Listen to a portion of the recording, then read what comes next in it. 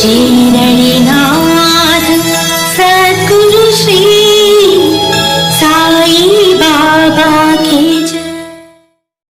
இந்த மந்திரம் ஷீரடியில எனக்கு பக்கத்துல இருக்கிற வரைக்கும் உனக்கு நினைவுல இருக்கும்.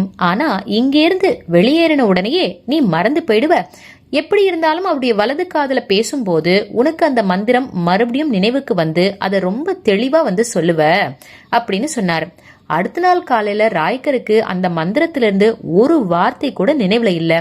அதுக்கப்புறமா ராய்கருக்கு பாபா கிட்ட இருந்து பிரியா விடை சொல்ற அந்த நேரம் வந்துடுது.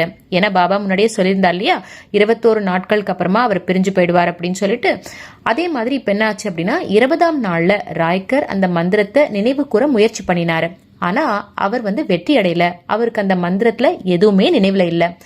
பாபா அவர் என்ன பண்ணார் அப்படின்னா பக்கத்துல உட்கார செஞ்சு அந்த மந்திரத்தை நீ இப்போ மறந்திருந்தாலும் சரியான நேரத்துல நினைவுக்கு வரும் அப்படின்னு சொன்னாரு. இது கடவுளுடைய விருப்பம், கவலைப்படாத, கடவுள் தன்னுடைய வேலையை செய்யட்டும், இது அவருடைய தெய்வீக விளையாட்டு, அதை நாம புரிஞ்சுக்க முடியாது அப்படின்னாரு. நாம கடவுளுடைய பணியாளர்கள், அவர் திட்டமிட்டது மாதிரி வாழ்ந்தோம் அப்படின்னா நாம சந்தோஷமா இருப்போம். நாம எல்லோரும் பிச்சைக்காரர்கள். ஏன் அப்படின்னா பலவற்றுக்கு அவர் முன்னிலையில நின்று பிச்சை கேட்கிறோம். ஆனா யாருக்கு என்ன கொடுக்கணும், எப்ப கொடுக்கணும் அப்படின்றது அவர் தீர்மானம் பண்றாரு. நான் பிக்ஷை கேட்டு போறேன், இது என்னுடைய உயிர் இருக்கிற வரைக்கும் செய்வேன். இது பக்தர்களுக்கு அவங்க வாழ்க்கையில எந்த நிலையில இருக்காங்க அப்படின்றத விளக்கறதுக்காக செய்யப்படுது. ஆனா அவங்க வந்து குறைஞ்சவங்க, ஏழ்மையானவங்களுக்கு சேவை செஞ்சா அப்படின்னா அது உண்மையான கடவுளுக்கான பக்தி ஆகும் அப்படின்னு சொன்னாரு. மற்றவங்களுடைய கண்ணீரை துடைக்கிறது, அன்பா பேசுறது, இது எல்லாமே என் குரு எனக்கு கற்பித்த உண்மையான சேவை. இதுவே அவருடைய செல்வ பொக்கிஷத்துக்கான சாவி, அவர் எனக்கு கொடுத்தது அப்படின்னு சொன்னாரு. இது நான் உனக்கு கொடுக்கறேன், இது ஒரு வாழ்க்கைக்கான மந்திரம் அப்படின்னாரு.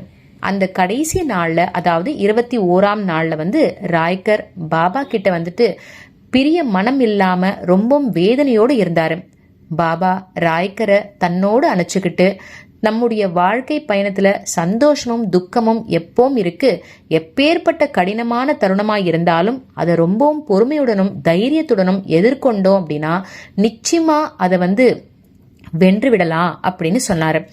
மனசுல நம்பிக்கையும் பொறுமையும் ஒரு பக்கம் இருக்கும்போது மற்றொரு பக்கம் அந்த நிகழ்வையும் தருணத்தையும் நினைச்சோம் அப்படின்னா உனக்கான சரியான பாதைய நீயே தேர்ந்தெடுப்ப அப்படின்னாரு. இப்படித்தான் இந்த உலகத்துல இருக்கிற என்னுடைய ஒவ்வொரு பக்தனும் வாழணும் அப்படின்னுட்டும், என்னுடைய குரு எனக்கு சொல்லி கொடுத்த இந்த பொறுமை நம்பிக்கைய நீ சந்திக்கிற ஒவ்வொரு பக்தர்கிட்டையும் சொல்லணும் அப்படின்னுட்டும் பாபா ராய்கர் கிட்ட தெரிவிச்சாரு. பாபா சொன்னதால ராய்கர் அந்த குறிப்பிட்ட நாள்ல ஷீரடியை விட்டு கிளம்ப வேண்டியதா இருந்தது. பக்தர்கள் கோப்பர்கானுக்கு போறதுக்கு டோங்கா ஒன்று தயாரா இருந்தது.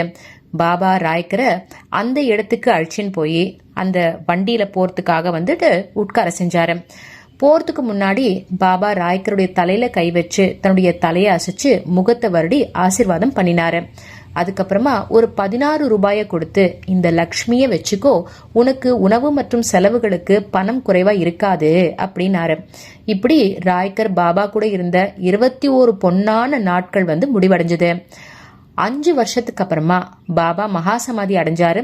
அதோட ராய்கரால அந்த நேரத்துக்கு ஷீரடிக்கு வரவும் முடியல. ராய்கர் எல்லோர்கிட்டையும் நம்பிக்கை மற்றும் பொறுமையை பத்தியும் வாழ்க்கையை எப்படி வாழணும் அப்படின்றத பத்தி பேசினாரு. ஏன் அப்படின்னா அது அவருடைய கடைசி நாள்ல பாபா அவர்கிட்ட சொன்னது. அதுக்கப்புறமா பலர் வந்து அவரை வந்து சந்திக்கிறதுக்காக வந்தாங்க. வந்தவங்க சும்மா வரல, வந்தவங்க எல்லாம் உடைகள், உணவுப் பொருட்கள், மளிகை பொருட்கள், பழங்கள் அப்படின்னுட்டு எல்லாத்தையும் எடுத்துட்டு வந்தாங்க. ராய்கருக்கு அதை பார்க்கும்போது கொஞ்சம் உணர்ச்சிகரமா இருந்தது. ஆனா இது பாபாவுடைய ஆசிர்வாதம் அப்படின்னு அவர் நினைச்சுண்டு அதை தாராளமா சந்தோஷமா ஏத்துண்டாரு. சரி, இப்போ மேற்கொண்டு இந்த கதையில என்ன நடந்தது அப்படின்றத பத்தி அடுத்த பதிவுல பார்க்கலாம். நன்றி. ஜெய் சாய்ராம்.